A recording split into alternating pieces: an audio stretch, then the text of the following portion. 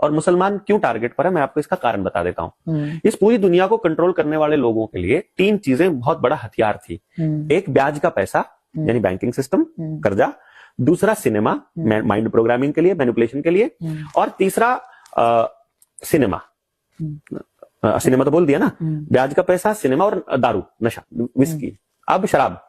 अब उन्होंने क्या किया, मुसलमानों ने इस खेल को समझ लिया, क्योंकि इस गेम को चलाने वाले इजरायली हैं, 13 की 13 फैमिली इजराइल से आती है, सब यहूदी हैं। वो इन तीनों चीजों में इन्वॉल्व नहीं है। हाँ, और वो इन तीनों चीजों में बिल्कुल भी इन्वॉल्व नहीं होते हैं, और वो पूरी दुनिया को इन तीनों चीजों का एडिक्ट बनाना चाहते हैं, या तो शराब का या कर्जे का। इसलिए आपको क्रेडिट कार्ड फ्री में मिलेगा, इसलिए आपको कर्जा एवं मिल जाएगा, ले लो ना भैया, क्या दिक्कत है।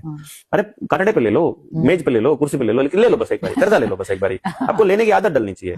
दारू भी इतने सुंदर सुंदर ठेके बना दिए गए हैं, आपका जी करता है यार यहाँ से तो एक चीज ले ही जाए, चाहे ना भी पीनी हो, लेकिन ले ली, इतनी अच्छी।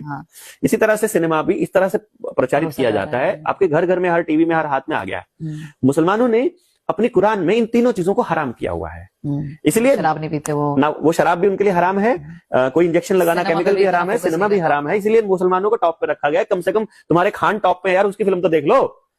अब वो क्योंकि चला नहीं, इसीलिए हर घर तक मोबाइल लाना पड़ा उनको, कि हर जेब में दे दो, इनके बच्चों को किसी तरह सिनेमा दो, क्योंकि मेरा माइंड प्रोग्राम वहीं से होगा। तो मुसलमान ब्याज का पैसा भी हराम बोलते हैं। तो इनके इस प्रोपेगेंडा के आगे दो कौम, एक सिखी और एक मुस्लिम, ये सबसे बड़े हथियार हैं। और तीसरी कौम जो इनके आगे खड़ी थी, वो जाट कौम खड़ी थी, क्योंकि जाट इन दोनों का मिश्रण है, वो सरदार भी है, वो मुल्ला भी है। जाट जो है ना, मतलब मूला जाट ही बोलते हैं, अगर आप जाओगे ना तो मूला जाट भी एक शब्द है पाकिस्तान में, तो जो जितने मुसलमान है वो सारे जाट ही हैं बेसिकली, ठीक है, उसको मूला जाट बोल रहे हैं। तो जाट और सरदार भी है, ठीक है। तो जाट एक ऐसी कौम है जिसकी जो मान्यता है वो सरदारों जैसी और मुसलमानों दोनों जैसी है। जैसे मुसलमान और सरदार दोनों का जो धार्मिक गुरु है वो कौन है, एक किताब है, उनकी गुरु ग्रंथ साहिब है, और उनकी ये है। हिंदू जो है वो पगलाए हुए हैं, उनको पता ही नहीं है उनका धार्मिक गुरु कौन, उनका कौन राम है, लक्ष्मण है, कैसा दिखता है, कृष्ण है कि कौन, हनुमान है कि शिव जी है। उन्होंने सिंबॉलिकली, उन्होंने सिंबल्स लिए, एनर्जी के सिंबल्स लिए, उन्होंने नॉलेज को लिया। उन्होंने कहा हमारा गुरु नॉलेज है, उन्होंने कहा यह हमारा गुरु आदमी है। जब किसी का गुरु आदमी हो और उसकी शक्ल हो जाए, वो भगवान हो ही नहीं सकता। बिल्कुल। शक्ल होने वाला भगवान नहीं हो सकता। तो हिंदू हो गया कंफ्यूज। अब उसको लगा कि मेरा असली दुश्मन कौन है। असली दुश्मन था वो पंडित जिसने कहा कि ये राम है, अरुण गोविल, जिसने उसका फोटो दिखाया कि ये राम है।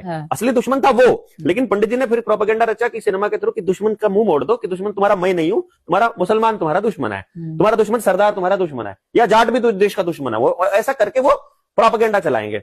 अब उस प्रोपेगेंडा में मुसलमान को अगर लपेटना है तो किसी तरह से मुसलमान की आवाज को दबाना पड़ेगा। मुसलमान की या किसी भी इंसान की आवाज को दबाना हो तो बस सड़क पे खड़ा होकर के 4 लोग, आप सड़क पे जा रहे हो और 4 लोग आपकी तरफ इशारा करके जोर से चिल्ला पड़े, चोर चोर चोर चोर, मेरी चोरी करके आई है।